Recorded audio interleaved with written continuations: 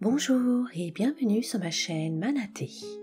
Afin de vous permettre de vous endormir rapidement et tout en douceur, je vous propose une hypnose accompagnée d'une histoire. Vous allez pouvoir lâcher prise facilement et vous laisser bercer par ce beau conte. Permettez-vous de vous offrir ce moment de détente avant une merveilleuse nuit régénérante. Plus rien n'a d'importance si ce n'est l'instant présent. Je vais vous demander d'éloigner de vous tout ce qui pourrait vous perturber afin de profiter pleinement de cette hypnose. Si pendant l'hypnose vous souhaitez bouger, libre à vous de le faire. Et si c'est bon pour vous, vous pouvez fermer les yeux et vous vous rendez compte que tout votre corps se dépose sur le matelas avec une douceur exquise. Prenez le temps de respirer. Nous sommes tellement occupés toute la journée que nous ne prenons pas le temps d'observer notre respiration.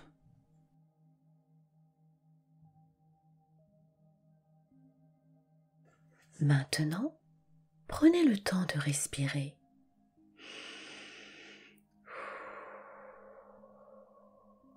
Observez votre respiration comme si c'était une première rencontre. Soyez curieux. Contemplez votre respiration comme si, pour la première fois, vous pouvez suivre son chemin.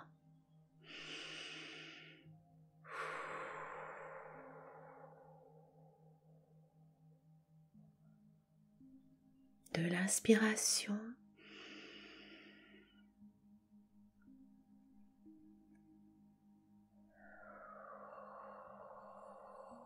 jusqu'à la fin de l'expiration. Vous pouvez comprendre sa force.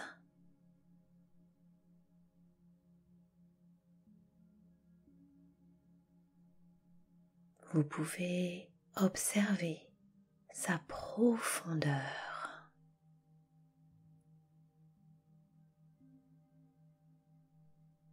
Vous pouvez vivre sa douceur. Et vous pouvez observer sa température.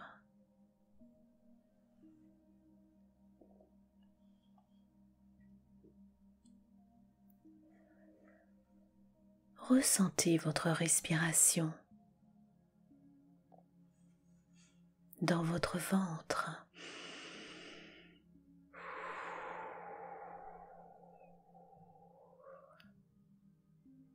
Dans vos poumons.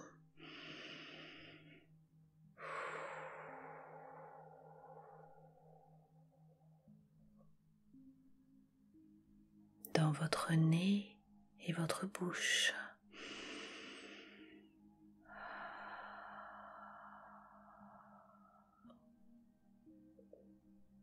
Appréciez ce moment tout simple avec vous-même.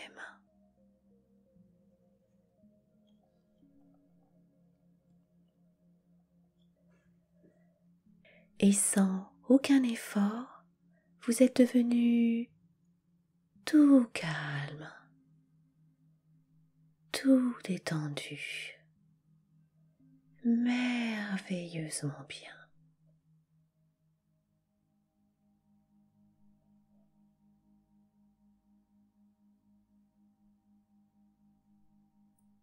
Je vais vous demander d'imaginer un escalier de 5 marches. Laissez faire votre imagination. Et je ne sais pas si cet escalier sera en bois ou en pierre ou d'une toute autre matière. c'est votre escalier.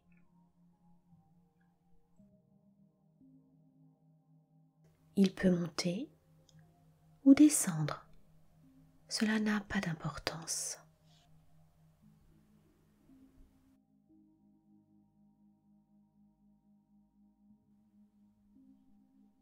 Et si les images restent floues, c'est très bien aussi. Vous ne craignez rien, vous êtes en sécurité. Laissez-vous guider par ma voix.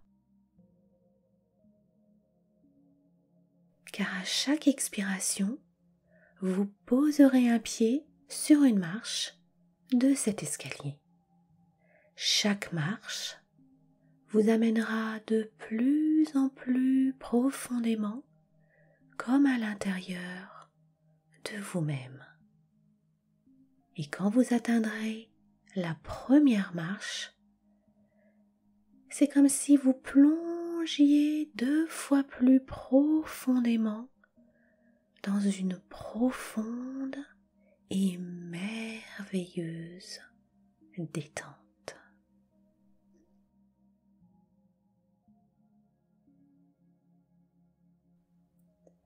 Prenez maintenant une grande inspiration, puis tout en expirant, allez sur la 4e marche de l'escalier et votre détente augmente 2 fois plus et de plus en plus.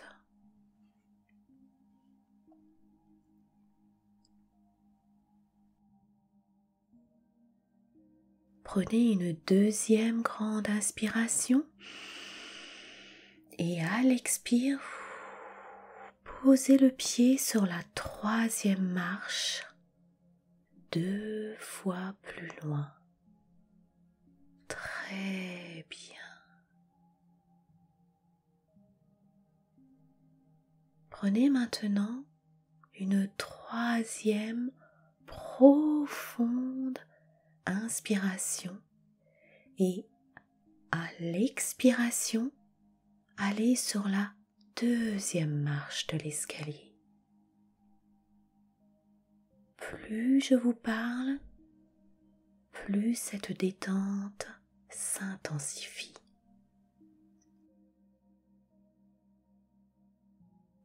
De mieux en mieux, de plus en plus loin. Et quand vous atteindrez la première marche de l'escalier, vous plongerez dans une relaxation 2 fois plus profonde, 2 fois plus loin.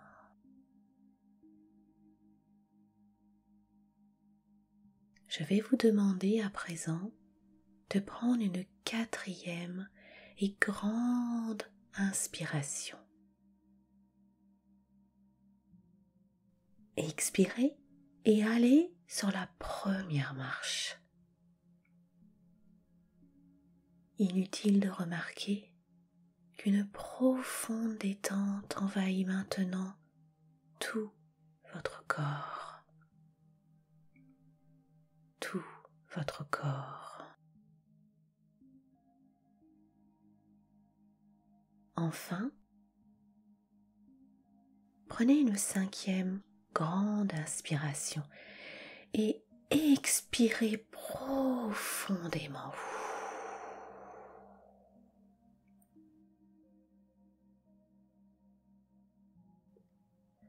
Vous plongez de plus en plus dans un doux repos hypnotique, comme à l'intérieur de vous-même.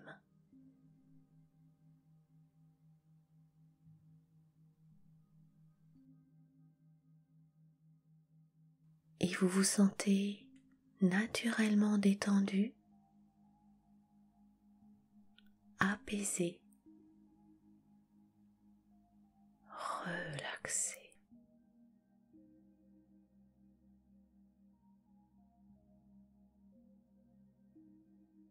Vous êtes bien, merveilleusement Bien. Laissez-vous bercer par ma voix qui vous entraîne dans un merveilleux sommeil réparateur. En écoutant ce conte qui nous vient d'Océanie.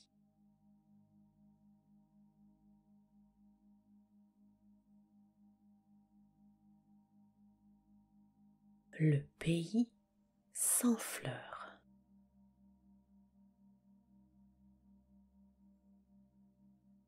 Comme il ne pouvait plus supporter les hommes et leur méchanceté, le plus puissant de tous les sorciers avait décidé de quitter son pays et de se réfugier tout au sommet de la plus haute des hautes montagnes. Aussitôt dit, aussitôt fait. Un grand malheur s'abattit sur la nature. Toutes les fleurs, celles des bois, celles des prairies, celles des collines, celles des bords de mer, celles des berges des rivières et celles des lacs moururent instantanément. Pas une seule ne survécut, ce qui fit fuir tous les animaux, les oiseaux, les papillons et les insectes.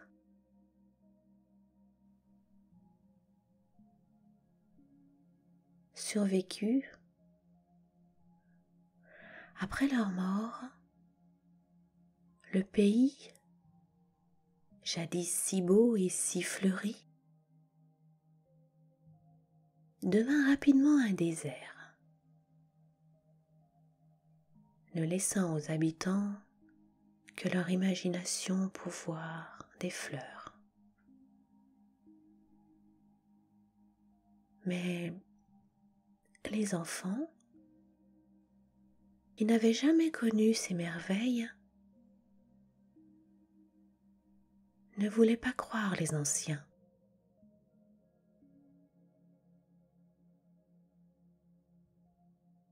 Vous ne racontez que des histoires, leur disait-il, et ils s'en allaient tristes dans les étendues grises d'un pays sans fleurs. Parmi tous ces enfants, il en était un qui ne pouvait imaginer que tout eût disparu pour toujours. Lorsque sa mère, lassée de raconter l'ancien temps, se taisait,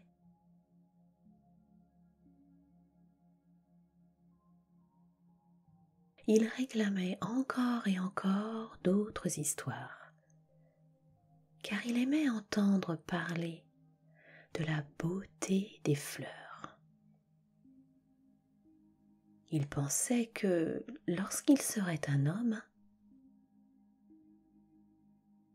il partirait à la recherche du grand sorcier et lui demanderait de redonner de la couleur au pays.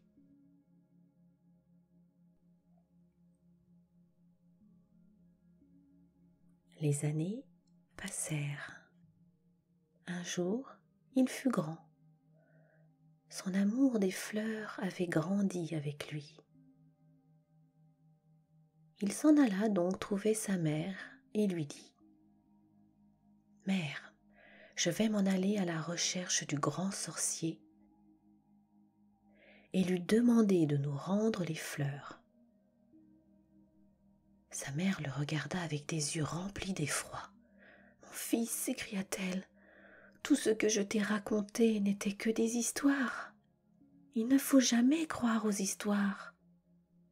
Je te disais ce que ma mère me racontait, parce qu'elle l'avait entendu de sa mère, qui le tenait de sa mère. Malheur à toi, les fleurs n'ont probablement jamais existé.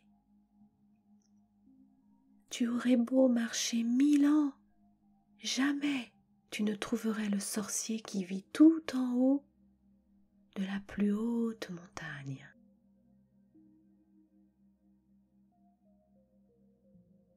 Mais le fils ne l'écouta même pas. Il prit son baluchon et il s'en alla. Les gens du pays qui le voyaient passer se moquaient de lui. « Ce garçon est fou, disait-il. Il n'y a que les fous qui croient aux histoires. » Le jeune homme se dirigea vers le nord. Il marcha longtemps, longtemps, longtemps, et arriva au pied d'une montagne, si haute que son sommet était invisible.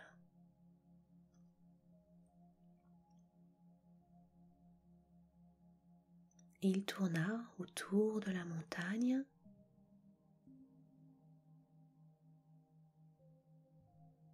mais ne vit aucun sentier.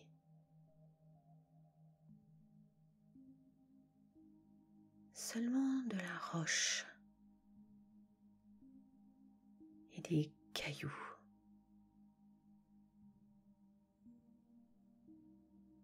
Il tourna encore et encore. Las de tourner, il se dit « Il faudra bien que je découvre un chemin. » Le sorcier a dû en prendre un pour atteindre le sommet.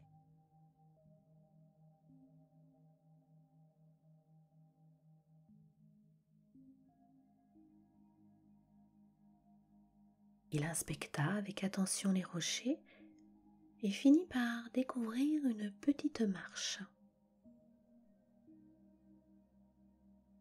En regardant de plus près, il aperçut une autre petite marche.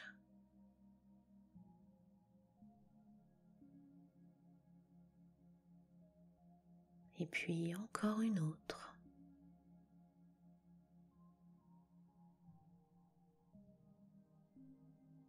Lorsqu'il leva les yeux vers le sommet de la montagne, il aperçut un escalier et il se mit à grimper sans jamais regarder en bas pour ne pas avoir le vertige. À la fin du premier jour,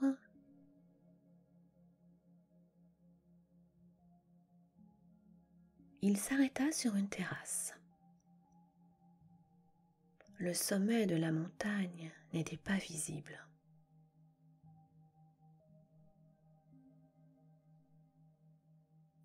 Il en fut de même le deuxième,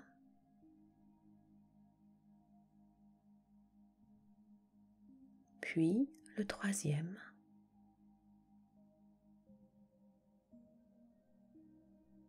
puis le quatrième,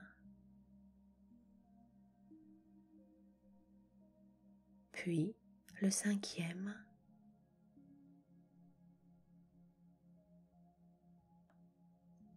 puis le sixième jour.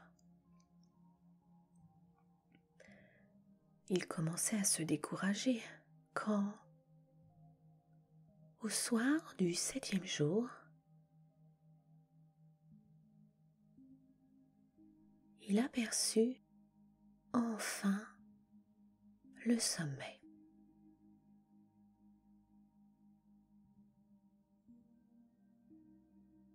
à force de courage et malgré la fatigue accumulée depuis 7 jours, il parvint à l'atteindre. Juste au moment où le soleil avait complètement disparu et où la nuit recouvrait entièrement le monstre de pierre.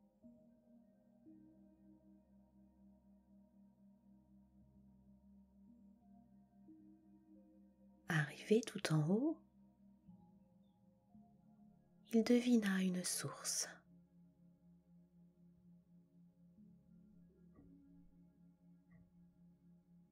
Il se pencha pour y boire un peu d'eau.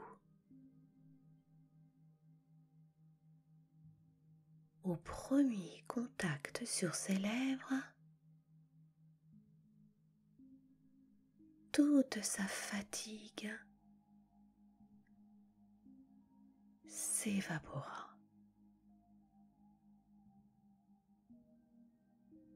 Il se sentit fort et heureux comme jamais dans sa vie.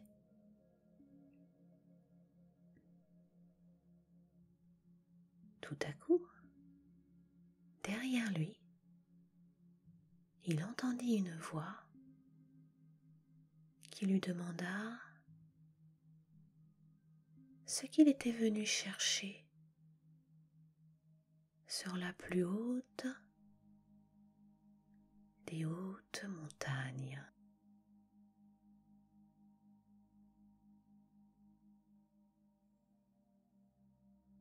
Je suis venu, dit-il, pour rencontrer le grand sorcier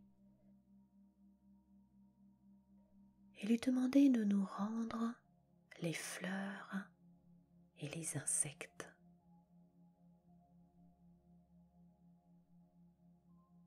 Un pays sans fleurs, sans oiseaux et sans abeilles est triste à mourir.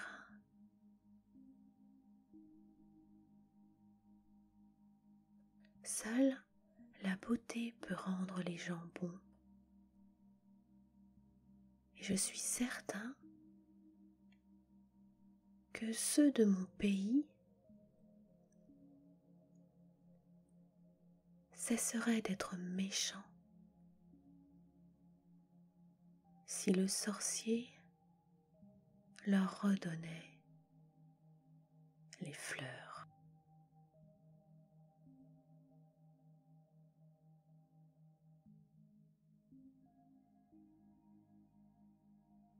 Alors, le jeune homme se sentit soulevé par des mains invisibles.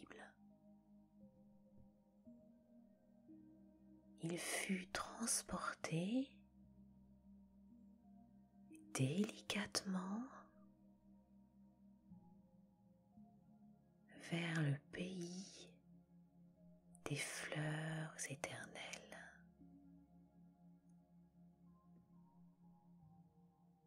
Les mains invisibles le déposèrent sur le sol, au milieu d'un tapis de fleurs multicolores. Le jeune homme ne pouvait en croire ses yeux. Il y en avait tant. Jamais il n'avait imaginé que les fleurs puissent être aussi belles. Dans l'air, un délicieux parfum flottait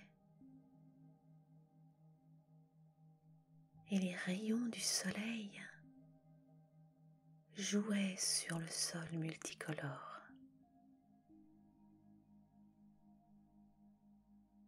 C'était comme si des milliers et des milliers d'arcs-en-ciel dansaient. La joie du jeune homme fut si grande qu'il se mit à pleurer.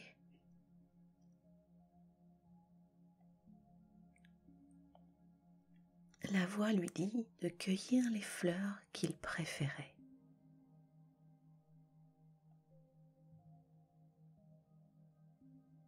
Il s'exécuta et en récolta de toutes les couleurs.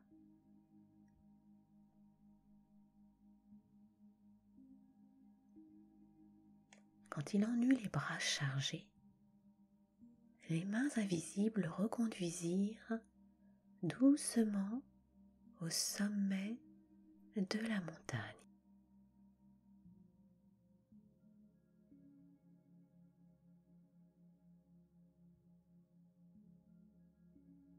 Alors la voix lui dit : « Rapporte ces fleurs dans ton pays. Désormais, grâce à ta foi et à ton courage, ton pays ne sera plus jamais sans fleurs. Il y en aura pour toutes les régions. Les vents du nord, de l'est et de l'ouest leur apportera la pluie qui sera leur nourriture. Et les abeilles vous donneront le miel qu'elles cherchent dans les fleurs. » Le jeune homme remercia et commença aussitôt la descente de la montagne qui, malgré la quantité de fleurs qu'il portait, lui parut bien plus facile que la montée.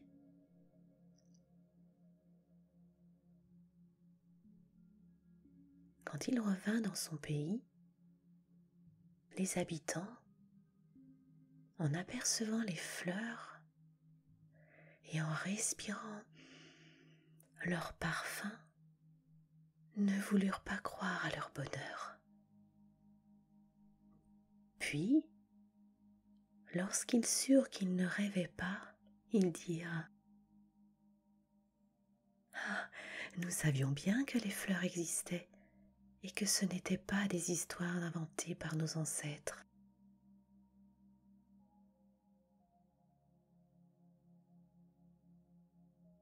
Leur pays redevint un grand jardin.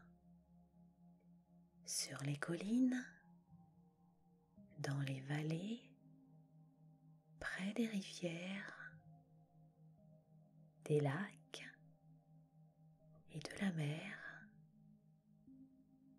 dans les bois, dans les champs et dans toutes les prairies, les fleurs crurent et se multiplièrent. Tantôt c'était le vent du nord qui amenait la pluie, tantôt le vent du sud, de l'est ou de l'ouest. Les oiseaux revinrent, ainsi que les papillons et tous les insectes, surtout les abeilles. Désormais, les gens purent manger du miel et la joie revint sur la terre. Quand les hommes virent leur pays transformé grâce au jeune homme qui avait osé ce que personne n'avait cru possible, ils lui demandèrent d'être leur roi. Il accepta et devint un roi bon, courageux et intelligent. rappelons-nous, disait-il, que c'est la méchanceté des hommes qui a entraîné la disparition des fleurs de notre pays.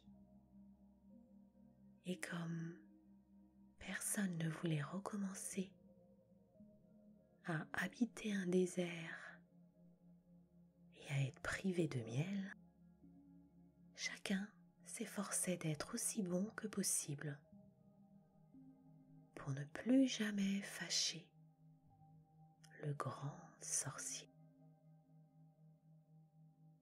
Maintenant, je vais vous laisser rêver et dormir. Vous vous réveillerez demain matin rempli d'une énergie positive,